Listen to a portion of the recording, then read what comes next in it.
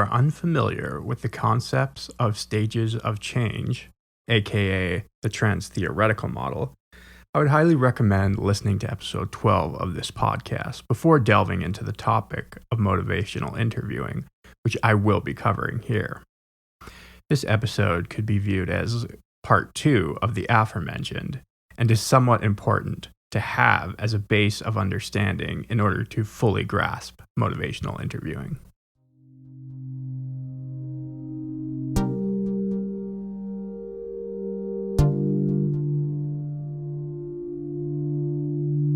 Violence is a fundamental disposition of non-force.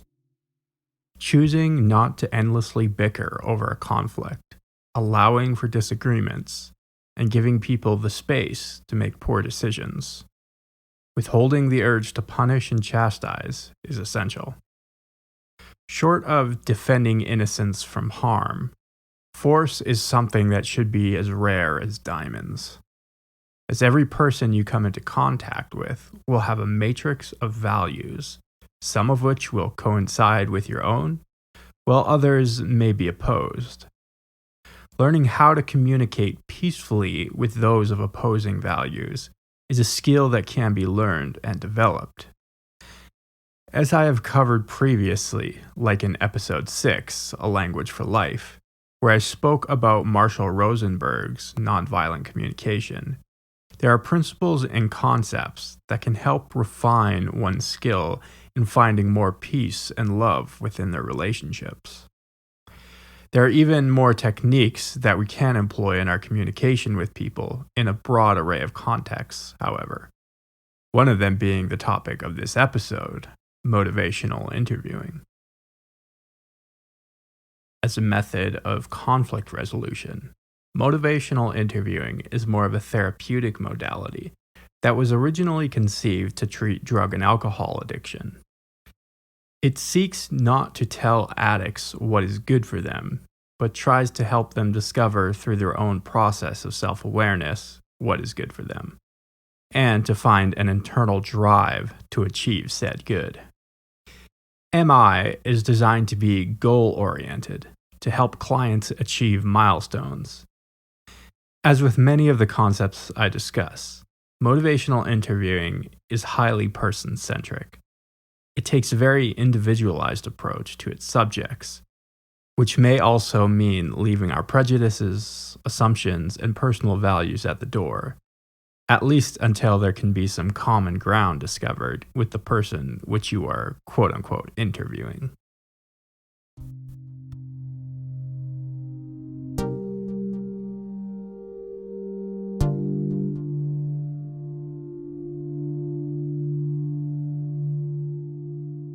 Often in the addictions field, the model has been you need to put something into the person or change them or convince them or confront them. And this is more of a drawing out of the person approach. And you mentioned ambivalence just a moment ago.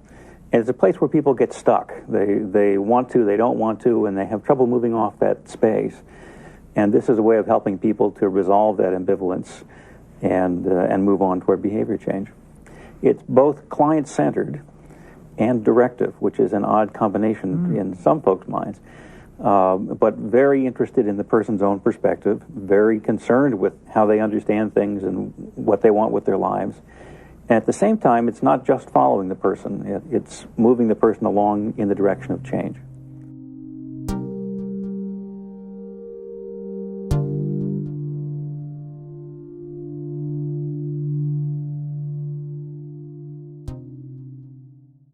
MI is self-explanatory in a sense, in that the aim is to elicit the personal motivation of the subject to want to voluntarily change negative behaviors. Getting to know the person you are engaging with when employing motivational interviewing is key. Understanding what makes them tick, and following the bright spots on topics, people, or futures that inspire one to come alive. But it can also follow fears, as fears can be a powerful, if not a healthy, motivator. Asking questions like what your life will look like in 5 years if you don't change X behavior can evoke anxiety. But maybe that's the medicine we all need from time to time. And just to be clear, one must not superimpose one's own fears and aspirations onto his interviewee. We all have differing dreads and hopes based on our own wounds and experiences. So, what might give me high levels of stress may not particularly bother someone else. Vice versa, what inspires or excites me may not do so for others. Motivational interviewing has been applied in all kinds of situations, including diplomatic relations, hostage negotiations, marriage counseling, and much more. It has even been taught to military personnel and police departments as a tool for interacting with people from all sorts of different backgrounds. In order to execute the method effectively, there are, however, 5 principles that should be observed. They are as follows: expressing empathy, developing discrepancy, avoiding arguments, rolling with resistance, and supporting self-efficacy. Let's go over each point.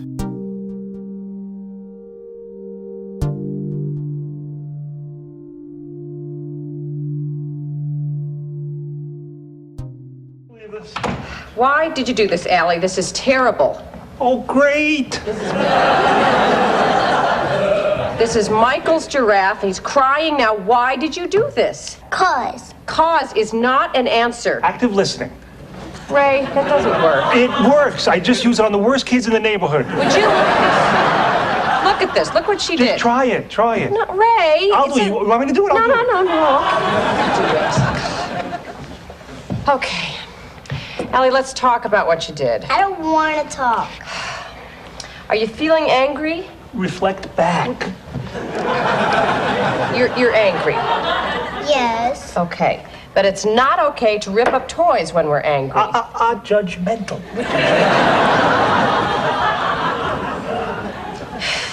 You are angry because...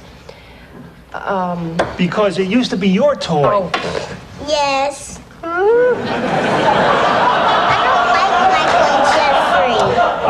I see. You think that Mommy and Daddy pay too much attention to Michael and Jeffrey. Ray, okay, I was handling this. They get everything. Right, and you're upset because we gave them your old giraffe. I still liked it. But you weren't playing with it. But that doesn't matter, though, because it was still yours. And you're mad because we gave it to Michael without asking you, right? Right.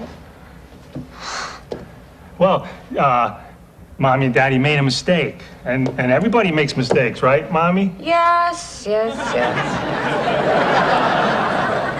you feel better now, Allie? Yes, can I have the giraffe? Well, it's broken, honey.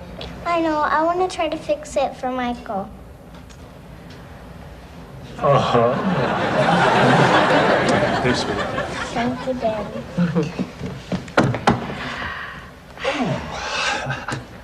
See what I did there? Yeah. Can't believe it. It's pretty amazing. You did it. Anything else need taken care of while I'm around here? No. What? What's the matter? Nothing with you, obviously. Don't go by me. I'm a natural. Don't worry, you'll get it. Oh, look. Act so proud of yourself. Listen, if I hadn't dragged you to that stupid class, you'd still be standing there going, hey, no TV. Principle number 1, expressing empathy. If you did not recognize that clip, it was taken from an episode of the show Everybody Loves Raymond. It's a great and amusing example of how you can express empathy with someone through active listening. By truly listening and hearing what they have to say, then mirroring back to them the feelings and concerns they are expressing, it can create a feeling of being truly understood. Validating the anxieties, fears, or even the aspirations of your interviewee is crucial to creating trust in the relationship and furthering the conversation. This will cause dialogue to be far more open and honest, which is really important in helping one find their motivation. Principle number 2, develop discrepancy. Where are you and where would you like to be? Or better yet, what are your values and does your behavior align with them? These kinds of questions are good at developing discrepancies with your subject. Discovering what one's firmly held beliefs are, as well as what their ideal future is, will help you to find out if they are truly acting out those beliefs or moving towards said future. Once you have established the ideal future, contrast it with where you are now and ask, does it match? Are you going in the right direction to attain this future? The discrepancies between who you are and who you would like to be can be uncomfortable, but that isn't always a bad thing. Taking an honest evaluation of oneself and comparing it to your ideal is vital to finding motivation and making a plan towards behavior change. Principle number 3, avoiding arguments. In MI, remember what your goal is: to tap into the motivation of the subject you are interviewing to help behavior change. You are not there to impose your values or have a debate. A good axiom to follow would be, quote, avoid the writing reflex. That is to say, when someone says something that is antithetical to what you or I might believe, or maybe it's factually incorrect, or even offends a fundamental part of your identity, avoid the urge to correct, argue, or chastise. Debates will only divert you from your goal and bring tension that is difficult to overcome further along in the conversation. You are not there to ensure someone has all the correct beliefs and behaviors. You are there to help them find motivation. Principle number 4, rolling with resistance. There's inevitably going to be pushback, suspicion, or even laziness when it comes to making behavior changes. Expect to encounter these types of problems, but don't try to fight fire with fire. If there is resistance, try reflective listening or explore it in a non-judgmental way. If you are finding a great deal of difficulty on any particular topic, you can always leave it and come back to the subject at another time. And remember, the stages of change. There are some beliefs and habits that people are not ready to change right away. So work to recognize this and roll with it, so to speak. Principle number 5, support self-efficacy. Often I will talk about personal responsibility as a vitally important component to peace and nonviolence. We must all take account of our own actions in the world and how that contributes to or detracts from peace. For many, especially those who do not ever want to take personal responsibility, it is not because they are simply a bad person or they have some fundamental character flaw. It can, in many cases, be due to their own lack of confidence in themselves. To take on personal responsibility, you must first believe that it is a burden you have the strength to shoulder. In motivational interviewing, it is really helpful to recognize and draw to the forefront people's natural strengths and talents. The areas in their life where they might excel, either in one's temperament or how they relate to others. Helping others recognize their own abilities is the first step to helping them take more responsibility and discover the tools to change within themselves as opposed to relying on codependent relationships or addictive habits. Though there is some overlap, self-efficacy should not be confused with self-esteem. Self-esteem generally refers to how one views oneself on the whole, what you might believe your own self-worth to be, whereas self-efficacy has more to do with your level of confidence in your own abilities, regardless about how you feel about yourself on the whole.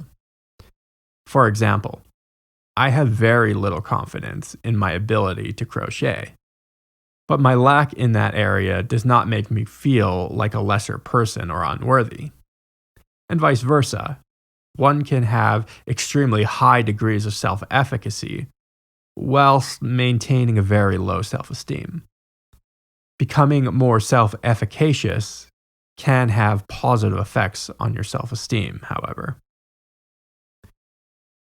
These are the core principles of motivational interviewing that should be observed in order to carry it out effectively. Express empathy, develop discrepancy, avoid arguments, roll with resistance, and develop self-efficacy. I would like to say here also that even if you were not trying to do MI on somebody, these can still be really good relational tools to help you have deeper and more meaningful connections with others. Now that we have covered these principles, let's talk about the 4 processes, or 4 action steps, if you will, that can make this technique successful. They are as follows: engaging, focusing, evoking, and planning.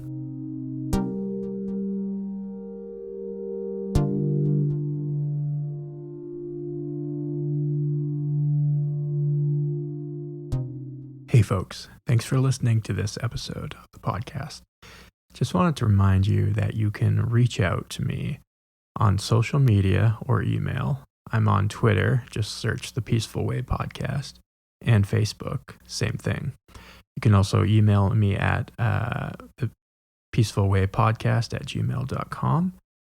And you can also find the podcast on the website, www.thepeacefulway.ca. And you'll see all my episodes as well as blogs and stuff like that.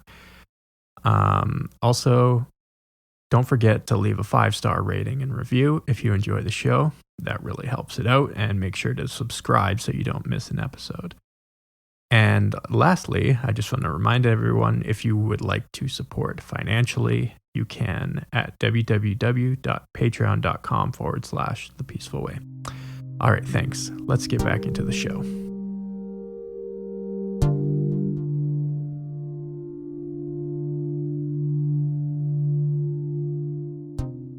These are the 4 action steps you need to take in order to successfully implement MI.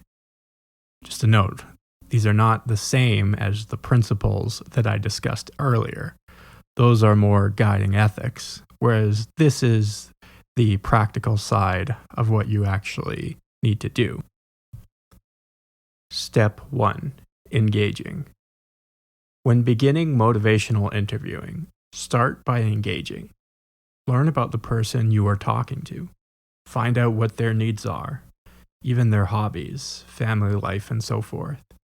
Seeking to know about the person you are talking with will help to open up areas of conversation and progress towards motivation.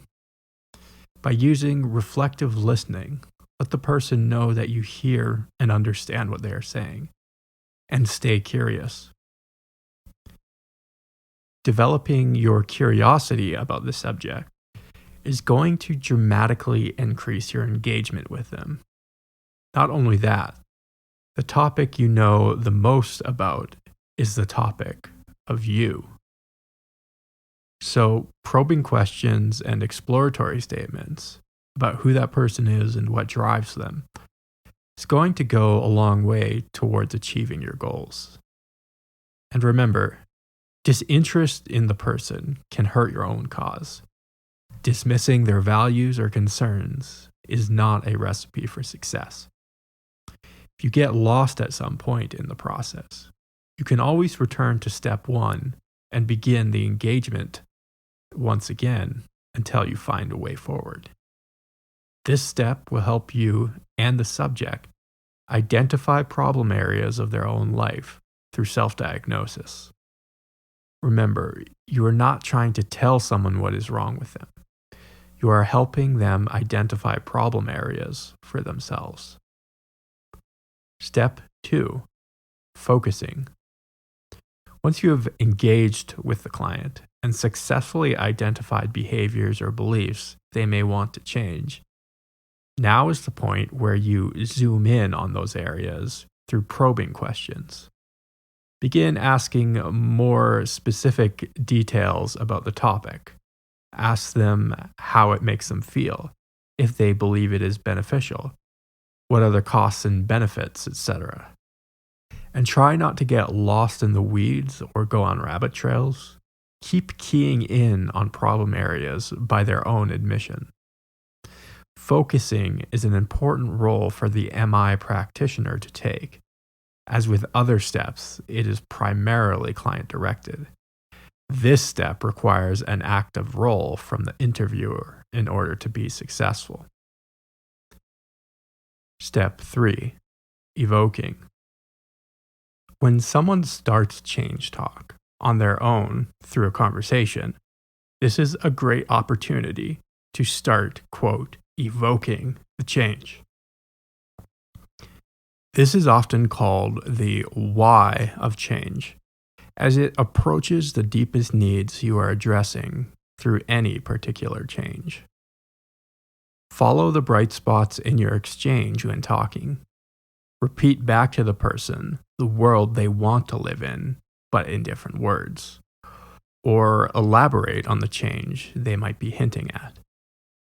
This will arouse an even greater desire to change, and the subject will begin to take greater interest in developing their own solutions on how to make a better world for themselves.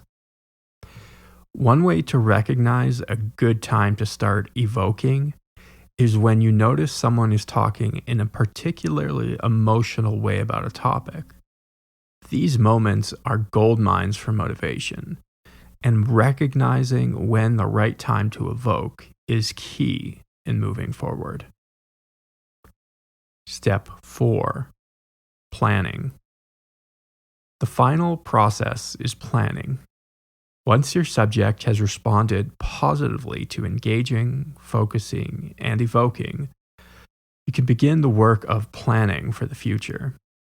This can also be referred to as the how of change. Creating an actionable and specific time-bound plan is the zenith of motivational interviewing. This is where the change actually happens. In a clinical setting, a practitioner will write out a plan with a patient. But it doesn't always have to be this formal. It can be as simple as a verbal agreement to act on said plan. Often, when people say they are going to do something out loud to those in their peer group, they are more likely to actually follow through as to not appear flaky or unreliable. You can also hold them accountable to the plan by asking them how it's going the next time you see them. You can help your subject devise a plan by making sure it's reasonable and achievable.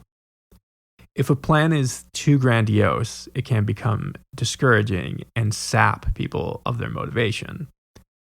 Where if it is small enough that it can be reasonably accomplished, it will actually help build confidence for achieving slightly larger goals in the future.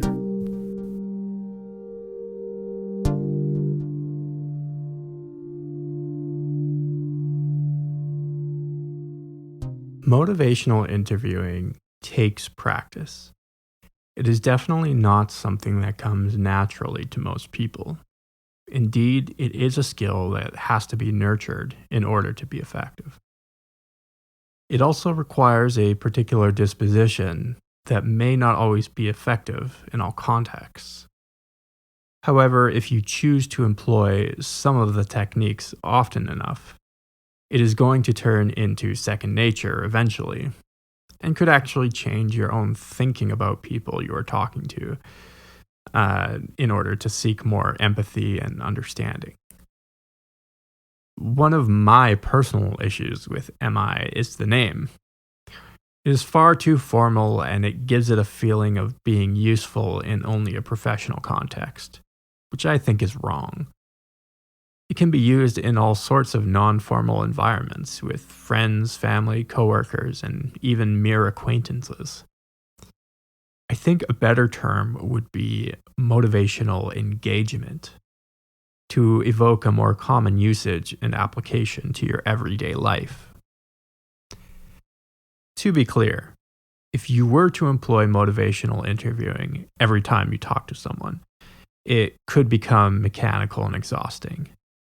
It's better to get good at recognizing when opportunities to use MI might present themselves. Perhaps when someone is opening up about an issue they're having in their life, or if they start questioning a toxic belief system, say about the moral use of force in society, or any other number of situations where they express that they have moved beyond an ambivalent stage of change and are in contemplation.